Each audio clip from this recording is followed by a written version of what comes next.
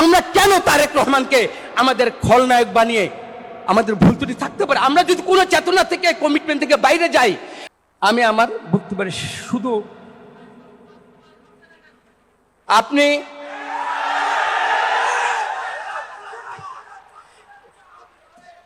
আচ্ছা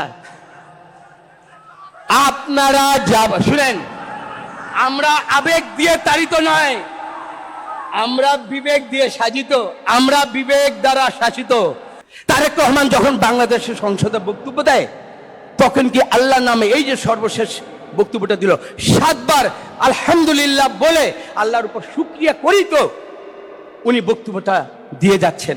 ব্যক্তিগতভাবে যখন এই মঞ্চে দাঁড়িয়েছি, আপনাদের এই যে আলেম, আমার ব্যক্তিগতভাবে কোনো আলেমের যদি দরকার হয় আমি মামুনুল হক সাহেবকে, এই আমার যার সাথে আমি একসাথে ইলেকশন করি, নুরানি ভাইকে, কেন আমরা ইজ্জত দেই না?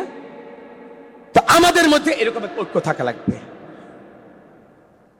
আমি এইখানে আমরা যারা আসছি এই আলোচনাটা আমাকে শেষ করতে দেন, তারপরে আপনার কথা বলবেন।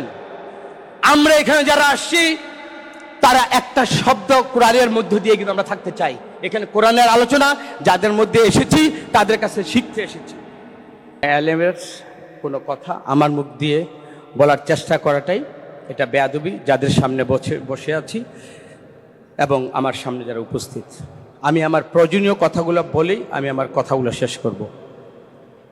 এখানে নাসিরউদ্দিন ভাই একটা কথা বলে চলে গেলেন, উনি থাকলে আমি বলেছিলাম একটু বসেন।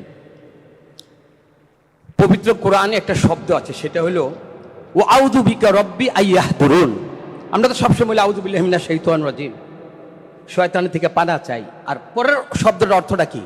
আমার কাছে শয়তান আগমন হোক, এর থেকে আল্লাহ আমি তোমার কাছে পানা চাই।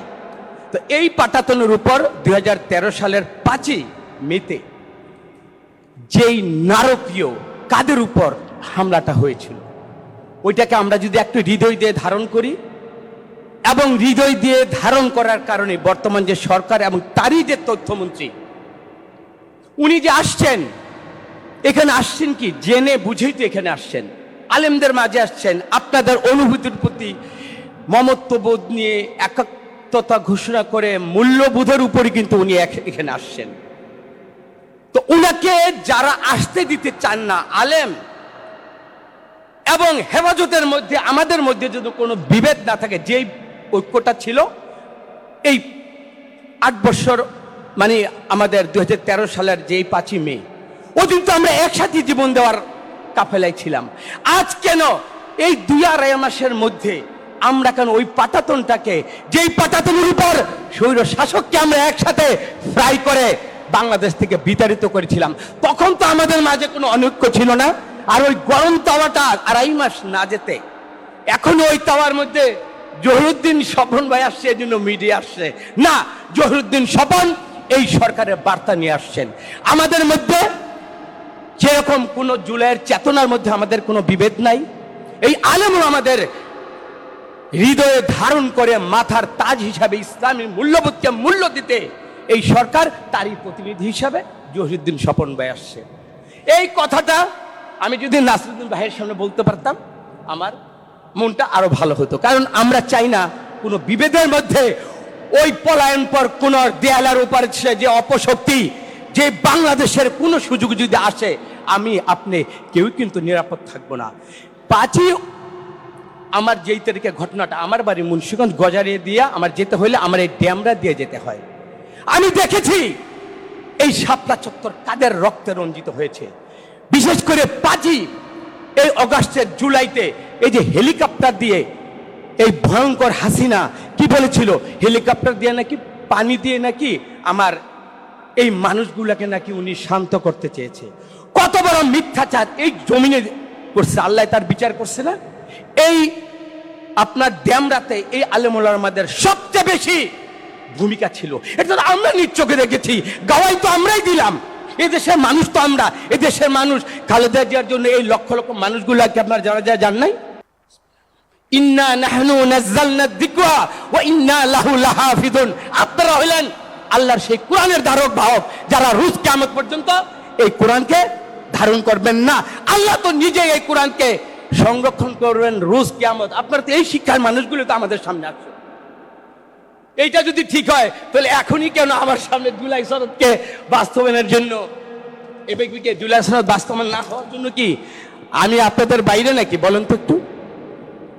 এতটুকু বিশ্বাস রাখেন। তারেক রহমান বলেছে দক্ষিণ প্লাজায় জুলাই সনদ নিয়ে যা আমরা বলেছি সেটা করব। বাকিগুলো সংসদে এখানে কমিটি হয়েছে, সংসদে কমিটির মাধ্যমে আমরা আবারও বলছি ইনশাল্লাহ একটু সবর করেন না, আমরা সবরের মধ্যে দিয়ে থাকতে চাই।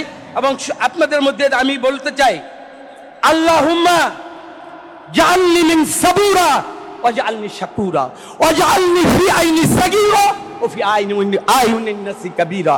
আমরা আল্লাহর কাছে আমরা ছোট থাকতে চাই, আর আপনাদের সবাইকে নিয়ে আমরা আপনাদের কাছে ছোট থাকতে চাই।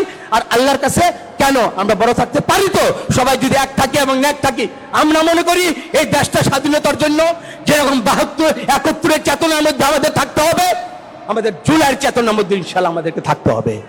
আমরা সবাই এক এবং অভিন্ন, এটুকুর মধ্যে আমাদের বিশ্বাস রাখুন। এই দেশটাকে বিভেদ করলে যাদের বিরুদ্ধে আমরা সংগ্রাম করে পরাজিত হয়েছে, যে শক্তি, এই শক্তিকে জয়লাভ করলে আমি আপনি আবার নিশ্চয় সর্বশেষ এইখানে আশাবাদী কি আজকে এখানে আসছেন। আমি এই প্রথম যারা ইসলামের দাড়ি টুপি দেখলে যারা আমাদেরকে জঙ্গি তত্ত্ব দিত, শুনেন এই শাপলা চত্বরের পরে এক্ষুনি শেষ করে দেবো। শাপলা চত্বরের পরে আমি চিকিৎসার জন্য দেশে বেড়ে যাচ্ছি, তখন আমার দাড়ি, আমি বললাম যে এয়ারপোর্টে তো ইমিগ্রেশন দিয়ে আমার যেতে দিব না। তখন একজন বললো কি তুমি যুদ্ধের ক্ষেত্রে দাড়িটা সাফ করে যাও। তখন আমি আল্লাহর উপর বললাম তো আমি যে কোনো কিছুর জন্য হুজুরদের আমি মোয়ামেলায় যাই, আমি যে কোনো ফতুয়াটা যাই। আপনাদের মধ্যে থেকে এক আলেম আমাকে বলছেন তুমি ইমিগ্রেশনে যাবা, ওই ইমিগ্রেশনের অফিসারের চেহারার দিকে তাকায় বলবা ইয়া সুব্বুহু ইয়া কুদ্দুসু ইয়া গফুরু ইয়া ওয়াদুদ। আমি ওই একিনের উপর, ওই মহান রব্বে কারিমের উপর, সত্তার উপর বিশ্বাস করে আমার দাড়ির উপর হাত দেই নাই, আমি ঠিক ইমিগ্রেশন ক্রস করে গেছি। তো ইমানের যদি আমার আকীদা, আল্লাহর উপর বিশ্বাসটা যদি ঠিক থাকে, ইনশাল্লাহ আমি আপনি এই বাংলাদেশ সবাই আমরা মিলেই আমরা জয়লাভ করতে চাই। আমাদেরকে বিশ্বাস করুন, আস্থা রাখুন। এই দেশের আপনারাও নাগরিক, আমরা ইনশাল্লাহ নাগরিক। আমি আপনাদের কাছে আবারও বিনীতভাবে বলতে চাই, আজকের অনুষ্ঠানের মাধ্যমে তথ্যমন্ত্রী এসেছেন না, আমার মা বোনকে যেভাবে এগিয়ে এনে পুরস্কার বিতরণের মধ্যে নারীদেরকে আমরা ঘরে রেখে, কেন ওনারা আব্রু এসেছে, আল্লাহ তাআলাকে এটাকে মানা করছেন, রাসূল সাল্লাল্লাহু আলাইহি ওয়াসাল্লামের মধ্যে একটা মানা আছে। তো সুতরাং আজকে আমি মামুন হক সাহেবকে আমি বিনীতভাবে ওনার প্রতি আন্তরিক কৃতজ্ঞতা, ইসলামের নামে, জঙ্গিত্বের নামে যারা আমাদের সমাজ বিনির্মাণে এই নারী মা বোনদেরকে দূরে রাখতে চায়, আমরা ইসলাম, আমরা রাসূল সাল্লাল্লাহু আলাইহি ওয়াসাল্লামের তরিকা সমস্ত কিছুকে আমরা বুকে ধারণ করে লালন করে আগামী দিনে ইনশাআল্লাহ আমরা সবাই এক থাকবো।